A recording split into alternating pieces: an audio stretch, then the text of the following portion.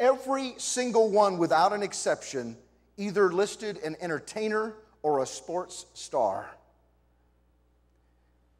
Well, those are people that we would call celebrities. And let me tell you, there's a difference between a celebrity and a hero. Celebrities make headlines.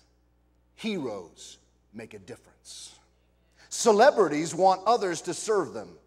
Heroes want to serve others. You know what? I can think of one exception to this rule. One exception that's been in the news here recently, and that's a guy by the name of Tim Tebow. He's a football player. And for those of you who don't know who Tim is, I can't imagine anybody who doesn't, but if you don't know who Tim is, he played for the Florida Gators. And he's a Christian, and he's not afraid to be called a Christian. And then he was recruited by the Denver Broncos, one of the close teams to our area and our region. Broncos are a big team around here, and he was recruited, and he became their #1 quarterback for a period of time this past season. And Tim Tebow, whenever he would get a touchdown or whenever anything would go well, he would drop to one knee, and he would thank God. It came to be known as the Tebow. It got its own name, the position.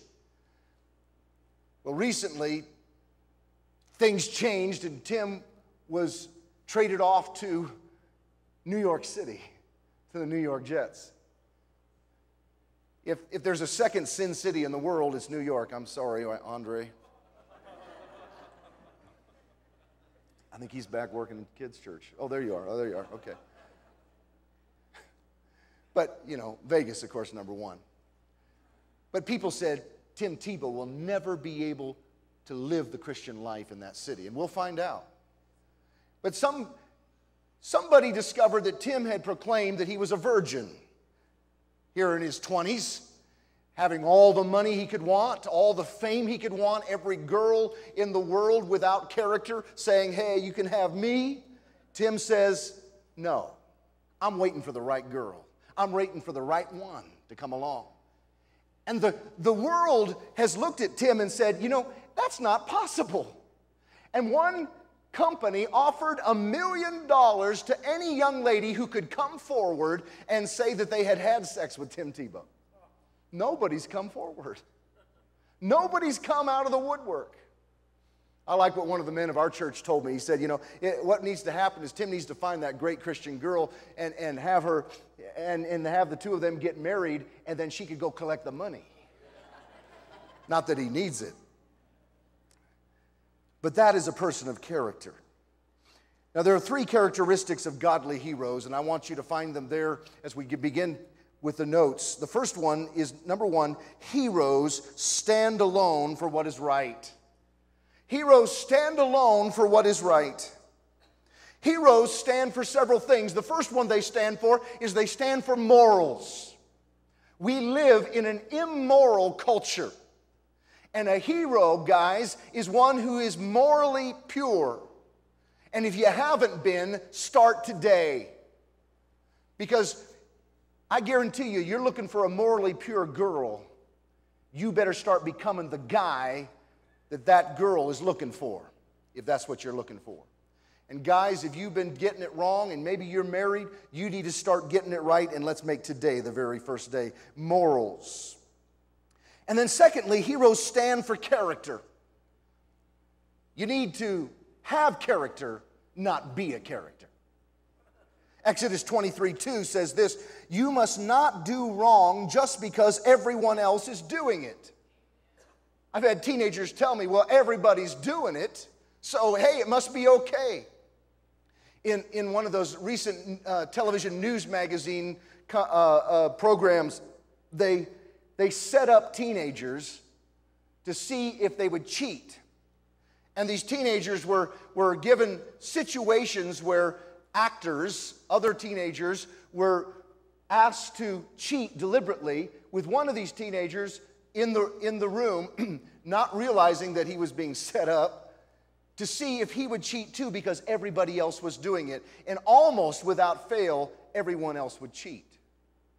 Why? Because they wanted to follow the crowd. They didn't want to be left out. If everybody's doing it, it must be okay. That's what they call the mob mentality. If everybody's doing it, it's not okay. There is a standard, there is an immovable standard called the Word of God, guys. And that standard remains true regardless of what our culture says, regardless of what your friends say, regardless of what goes on at your school, teenager. I want you to know that there is a standard called the Word of God. A person of character is a person of character at home. They're a person of character on the job. They're a person of character at school. Our founding fathers are people that stood for what was right. They were men of character. We're coming up on the 4th of July, not too many weeks from now, and we'll be celebrating what our country did to find independence. You know why we set out for independence? We set out for independence because somebody was doing what was wrong. There was a tyrannical rulership, a king in England that said, I'm going to tax you to the very hilt of what you are capable of paying and not give you any representation in the government. And so we came to know it as taxation without representation. And a bunch of men who were men of character said that's wrong. To be taxed and not have any representation in how that taxing is taking place. Sometimes I worry in our own government that we're getting taxed to death, but you can deal with that at the polls. Not telling you who to vote for, I'm just saying you can deal with that at the polls. But these men said, we're not going to put up with that anymore. That's what the Boston Tea Party was all about. They took all that London tea, all that British tea, and they threw it all there into the ocean because they said, we're not going to have taxation without representation. And a war broke out, a revolutionary war as a result, and that war would bring about the Declaration of Independence and would bring about the Bill of Rights. And in those documents, these men would literally sign their names saying that we recognize that our lives and our livelihoods and our very families, we're putting them on the line for what is right. We are going to do what is right no matter what the cost. Now, we look at them today and we see these visions of guys in white wigs and their knee-knocker pants and their funny buckled shoes and their kind of strange clothes. And we kind of got this picture in our mind of what that is. But we've got to realize that those guys were brave. In fact, braver than most men I know today.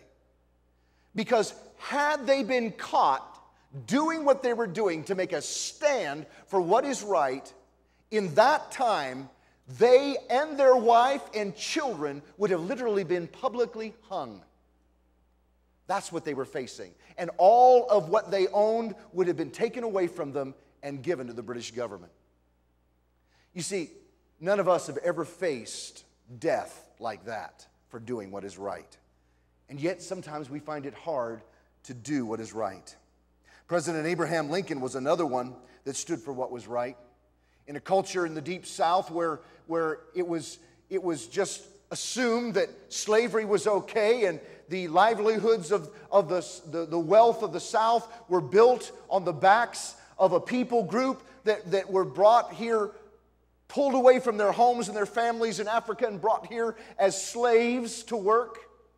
Abraham Lincoln said, that's not right. That's not right. We're going to do something about that, and an entire war was fought to bring about what was right. And Abraham Lincoln would have to put this nation through what was a horror so that right could come and push away the wrong.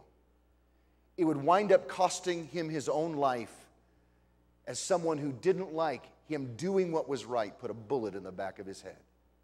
That's sacrifice. That's